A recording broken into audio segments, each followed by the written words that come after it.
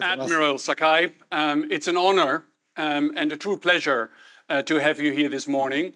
There's obviously a lot going on in the world, lots of security concerns, particularly involving the seas around, the islands of Japan. So very, very much looking forward to your remarks. Now, the Admiral himself, really does not need much of an introduction. You've got it written up here, the Chief of Staff of the Japan Maritime Self-Defense Force, and also a proud graduate of the Harvard Kennedy School. I think it was what, in the year 2007? 2000. 2000, right, okay. So, Admiral, without further ado, the floor is yours. Thanks so much. Well, ladies and gentlemen, good morning, and thanks so much for inviting me this, forum, and thanks so much for giving me this opportunity to introduce the JMSDF policies, activities, home and abroad. And thanks so much for such kind words. So, certainly I have graduated from Harvard, Kennedy School. It was more than 20 years ago, and what I learned there was just how to skip reading, So I'm not good at speaking English fluently, but I try to do my best. And I have been the JMSDF for more than 30 years, and my mindset is usually Navy-centric. People often say that, the Army and the Navy are always at odds with each other all the time. It's partially true, but most of the cases it's wrong. So the Army is our partner, our friend, our friend service, and actually I love the Army, and because more than half of my jokes about Army. That's why, without Army, I lose most of my jokes. So that's why, I can't live without the Army. So, we are now very free jointed, SDF. So, we work together with Air Force, Army, Navies, and also Japanese Coast Guard on a daily basis. So today I'd like to introduce some activities of the JMSDF and the policies. And I'm looking forward to showing my experience. And I wish I could be somewhat helpful to you for your deep understanding of the MSDF. So now please let me begin my speech without making jokes about the Army. And first, when I try to mention about recent security situations in Japan, the PRC should come first. Yeah. And next, please. So this slide shows the general image of the PLA Navy's activities, in the area of surrounding Japan. And not only does the PLA Navy expand its operation into Pacific, Western Pacific, and the Sea of Japan, but actually it is increasing the number of deployed ships and let them stay, in the open ocean much longer time than before, and they have a much more advanced exercises.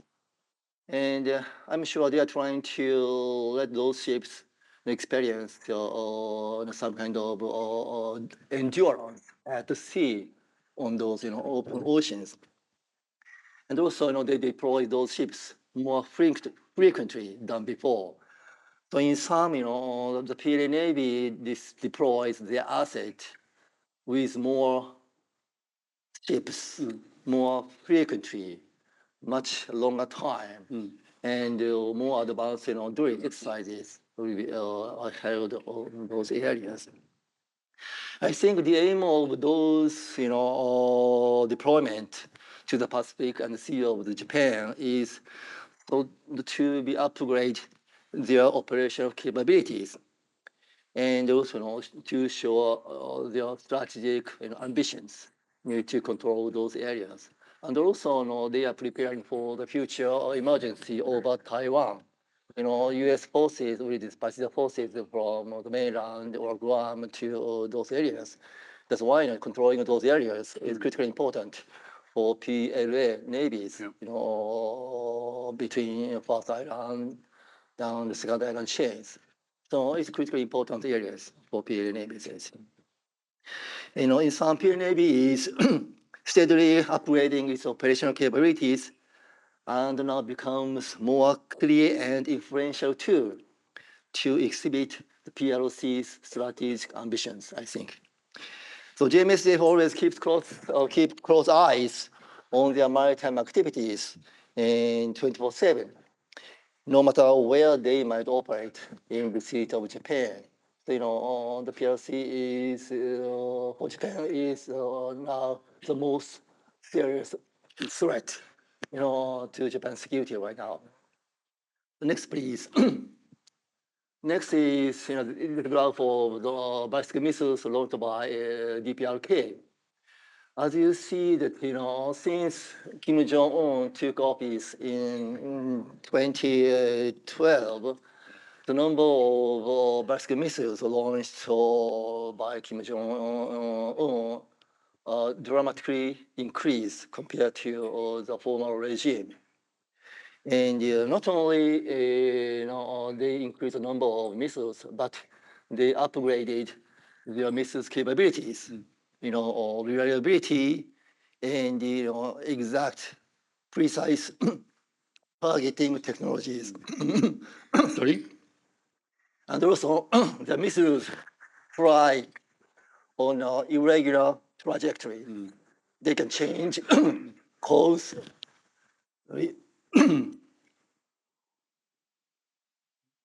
They can change course and altitude while flight.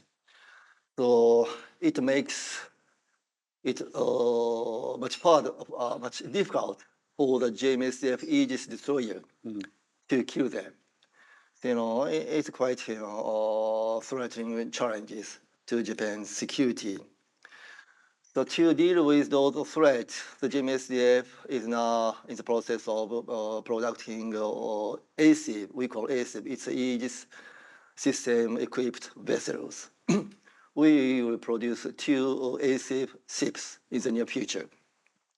So the mission is exclusively, missile defense missions. And I will touch on these vehicles later in my presentation. And anyway, but North Korea's those kind of missile threat is quite challenging to Japan's security right now, and it's quite difficult to deal with those missile threat, effectively to kill those missiles is quite challenging for the JMSDF. Next, please. The third one is Russia. This is a chart, of the Sea of Okhotsk. And even though Russia might have experienced some heavy burdens due to unprovoked war with Ukraine, economically and militarily, but in activities of Pacific Fleet of Russian Navy still unchanged.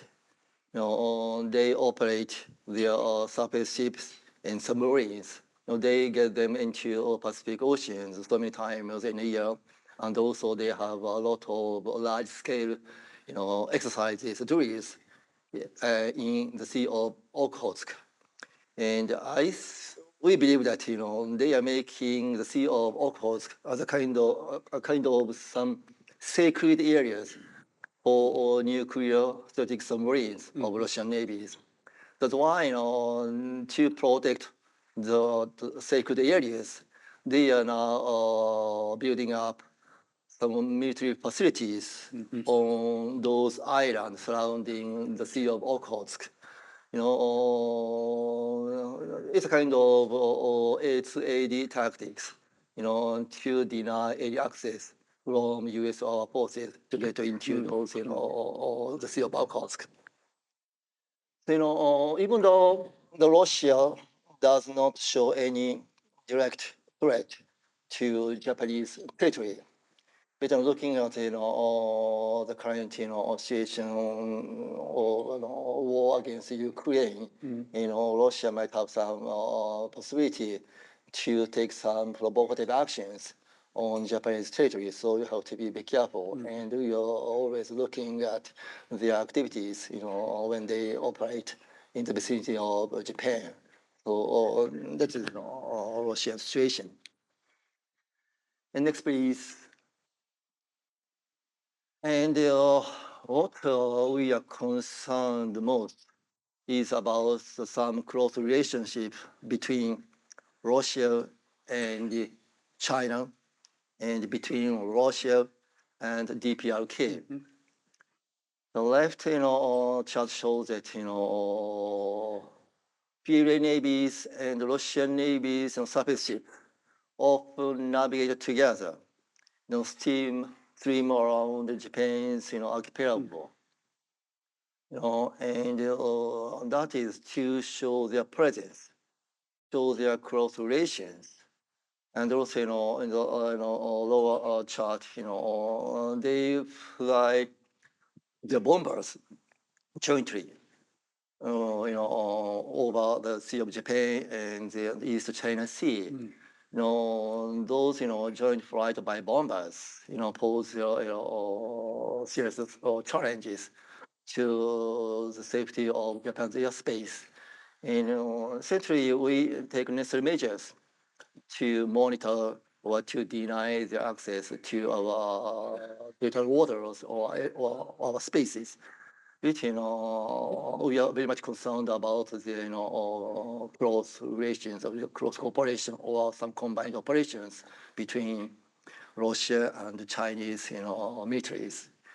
And the right photo shows that they are shaking hands with those bad guys, but and the cooperation between DPRK and Russia is also some positive challenge to Japan's security. And I'm sure DPRK is taking advantage of the Russians' position. Being engaged in war against Ukraine.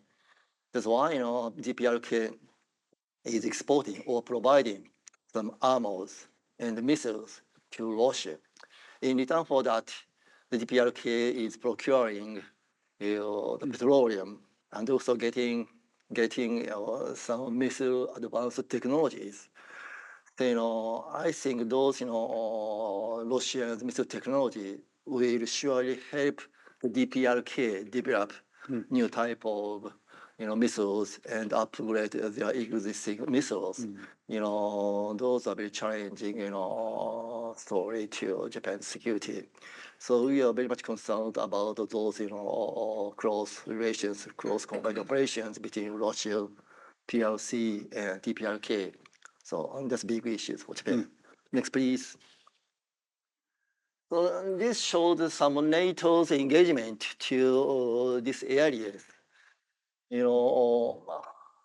Europe and Indo-Pacific are interconnected so deeply that one security mishap or incident in one area will surely affect the other areas. I think NATO and the European nations are now very aware of those interconnections. That's why recently so many NATO member countries or European nations began dispatching their naval asset to Indo-Pacific. And a couple years ago, Royal Navy dispatched the Queen of Elizabeth, aircraft carrier to Japan, and also next year, Royal Navy will dispatch Prince of Wales carrier strike group, and combined with some NATO member navies. And this year now, France, Germany will is now deploying the asset to in the Pacific, and will welcome German ship, in a couple of months. And Italy, and Turkey, and Netherlands, those nations dispatching their asset to in the Pacific. Because, as I mentioned, that they are very aware of the importance of their engagement into the security of this region. And my mission is to make, create an environment where it allows those NATO members, the European nations, to easily dispatch their asset to Indian Ocean. I think one of them is to conclude, AXA, acquisition and cross-service agreement, and that is to provide some logistic support to those nations. Because for Chief of Navy or for leaders, one of the concerns we might have when dispatching our asset is some logistic issues. Making those acts agreement with those nations, it will help those European nations to easily dispatch the asset in the ocean. And also, reciprocal access agreement, RAA, it could be more helpful, to have some kind of exercises and drills, not only at sea but also on land. So those kind of framework is needed. And also, if we ask European nations to dispatch the asset in the ocean, so Japan should also have to dispatch our asset to show engagement in the security situation in Europe. So the JMS have decided to dispatch our asset. Usually our overseas training crews will visit, European nations, once in a couple of years. But, we decided to dispatch more frequently, not only, overseas training, but also our, Indo-Pacific deployment forces, which usually operate in our areas. But, we decided to dispatch those forces to the European nations, to show our engagement. So those kind of, framework we'd like to contribute to the security, stable and secure environment in this region. Because looking at the South China Sea situation, it's critically important to work together with other foreign nations. The stable security environment in South China Sea should be realized not only by the regional nations, but also foreign nations, in particular NATO nations' involvement. It's critically important, I think. That's why we'd like to ask more European nations to dispatch the asset and also air asset to in the Pacific regions more frequently. So that's my views. Next, please. So, to our JMS mission is threefold. One is the defense of Japan. Second is the protection of sea lines of communications. And third one is establishment of favorable security environment in this region. And to realize those missions, we take three ways. One is shaping environment, response in peacetime, and the last one is response to contingencies. And in shaping environment, we'll conduct some good exercises, port visit, HADR, and Navy to Navy talks, and other capacity building programs.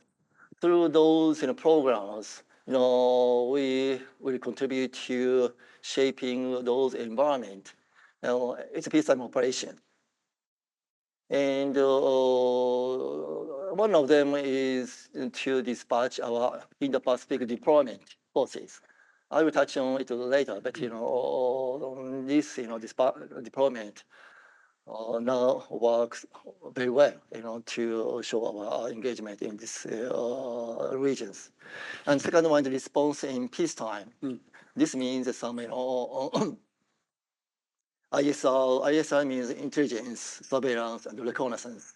We deploy our asset, mainly ships and maritime patrol aircraft, to watch the activities by foreign navies in the vicinity of Japan.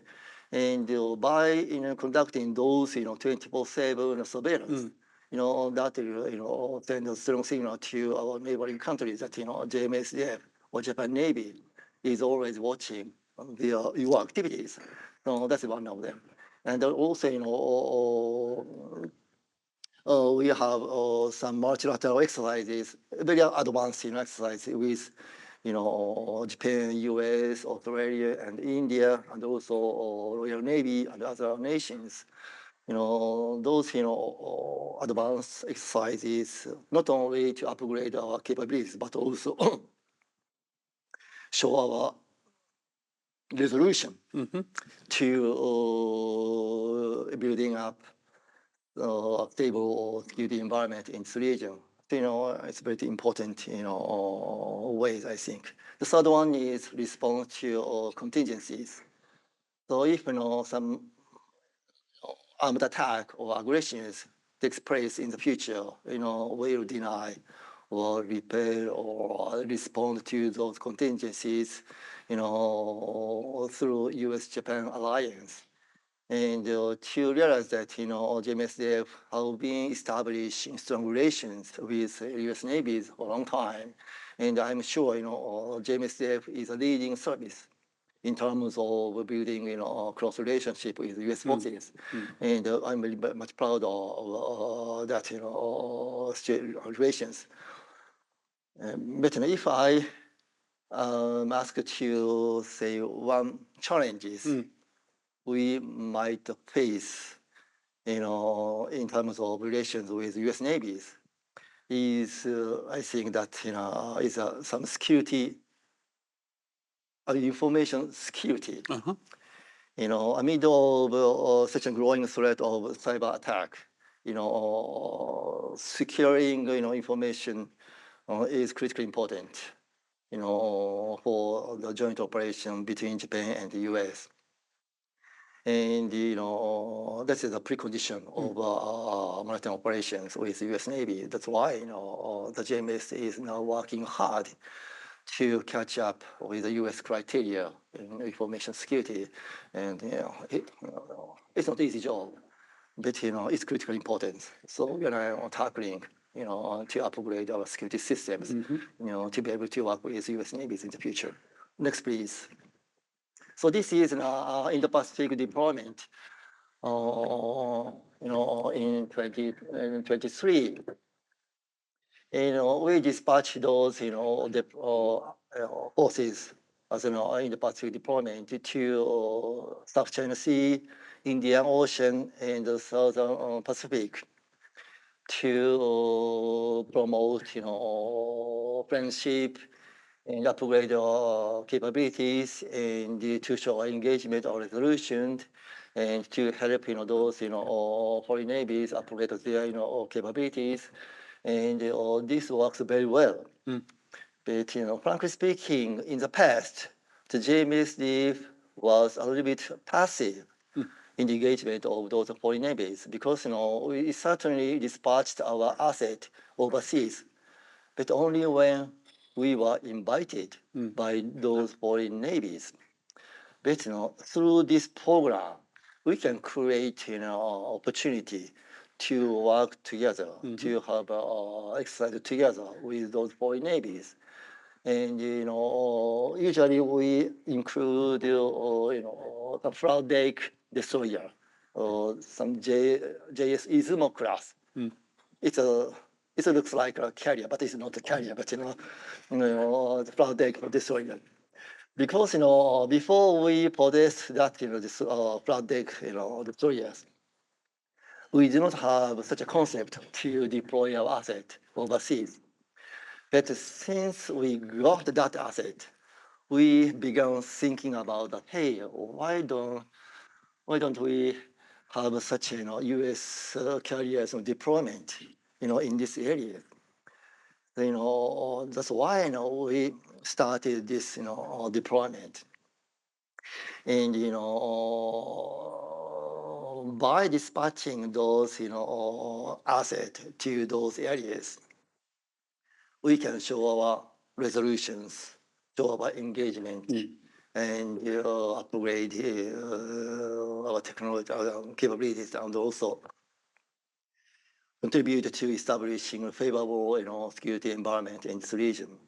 That works very well, and I will let them visit Europe in coming years. So those are very helpful instruments to show the resolution, I think.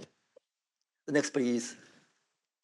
So this, our activities, in peacetime, reconnaissance and research, and we dispatch our ships and MPAs, around in the city of Japan, and we always watch foreign navy's activities in this region, and Peer Navy and Russian Navy sometimes deploy their intelligence collecting ships in the city of Japan.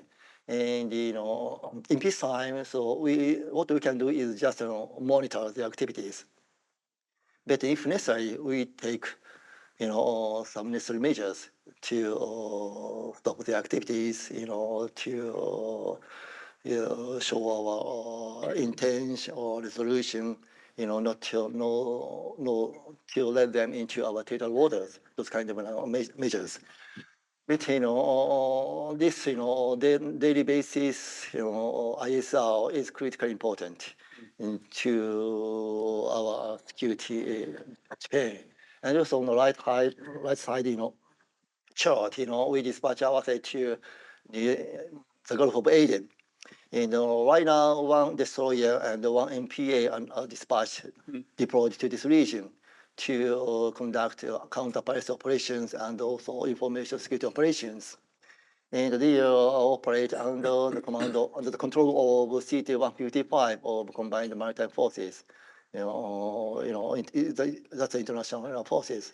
So that is to make the traffic line of series safe and more stable. But also it is one of our missions to protect our sea lines of communications. So we'll continue those operations as long as the Japanese ship companies hopes us to do so. So it will be quite a long operation, I think. And also through these operations, we established some naval base facilities in Djibouti. And the Djibouti base will be in the future, some bases for the Japan self-defense forces, to operate, in these areas, in Africa and in Middle East, of those areas. So that's that's the first foreign basis for self-defense force, and critically important. And we'd like to utilize that, facilities, in case of something happens in the future in these areas. In the lower photo shows that our cooperation with Japan's Coast Guard. We are working together all the time. And we have such vessels or boats coming to near to Japan, we operate together, and we exchange information. And sometimes PLA, not PLA, but PRC and Russia dispatches their research ships or civil ships to this area. So in such a case, it's a responsibility of Japan's Coast Guard to monitor those activities. And also, they are always dispatching the asset to protect Senkaku Islands. And mainly, Japanese Coast Guard mission is to protect those islands and to deal with Chinese Coast Guard. And we also dispatched our asset in the city of Senkaku Islands, but 4 miles away from our Japanese Coast Guard asset. If something happens in the future, we can, instantly go to that scenes and help, Japanese Coast Guard. Those kind of framework has already established, and we are working very closely and work together, and that works very well so far. Next, please. So, actually, it's, contingency reactions, and we are very closely working with U.S. navies, and, very advanced. And sometimes we have some tabletop exercises, war gaming, and also actual training drills, participating, possible conflict over Taiwan or over Senkaku Islands. That is critically important, framework, and we are working hard. And our relations are very close and very consolidated, and also human to human relations well established, and the existence of seventh fleet in your Coast Guard is very meaningful. And we can work together, U.S. Navy, on a daily basis, exchange information, work together, and joint planning or contingency planning. So that's good, and we are very much proud of having this relations with U.S. Navy. Next one, please. So finally, I'd like to touch on some defense build-up program. The left one is standard defense capabilities. So we'll introduce Tomahawks, in a couple of years, and we'll let our Aegis ships, upgraded to be able to launch Tomahawks, in a couple of years. And total, I think 6 Aegis destroyers will be able to launch Tomahawks, in the near future. And also, we are now developing, summer-launched, standoff missiles. It's a domestic, missiles. And, in the future, our submarine will be able to have capability to counterattack or some standoff missile capabilities. In the middle photo, it shows some Aegis system-equipped vessels, ASIP, we call it. And we will produce 2 ships of this type. And they are very much expandable in the future, and they shoot standard missiles to kill the ballistic missiles, and also some hypersonic grinding missiles. So those 2 ships will allow the existing Aegis destroyers to return to their original missions, because always 1 or 2 Aegis destroyers now are engaged in this defense, ballistic missile defense. But that's not their original missions. They have to be those Aegis destroyers, should play a role of protecting our ships, kill submarines, those kind of missions are their original missions. That's why now, by producing those ASIP, vehicles, that is very helpful to use our Aegis destroyers for our original missions. The lower photo is across domains, and we are now operating our Izumo-class destroyers. We have 2 Izumo-class destroyers, and they are capable of operating, F-35B, that will be operated by Japan Air Services Force. But,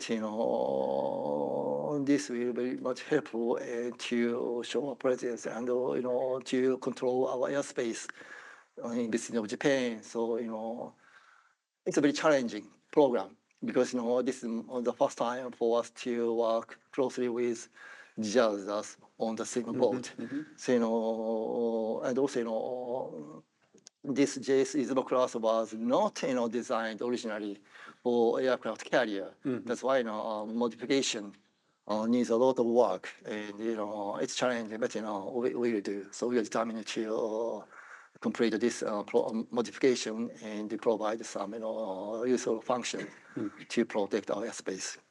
The right side photos shows that unmanned vehicles, that will be a key player in the future maritime operations, and in particular, underwater unmanned vehicle is critically important, because that is the only field we enjoy superiority over PRC. That's why you have to be ahead of PRC in this field. That's why unmanned vehicle, underwater vehicle is critically important, and we are now developing, advanced unmanned vehicles in the future. And also UAV and USB is critically important also. And also the current defense build-up plan. One of the aim is to improve our operational rate, because due to the shortage of spare parts, our operational rates of vehicles used to be very low. To solve that issue, Japanese government has allocated so huge defense budget. So the main mission, main aim of that defense build-up is to improve our operational rate. So, in the near future, our asset we now possesses will be fully operable, and we can provide, necessary, military, functions to our government.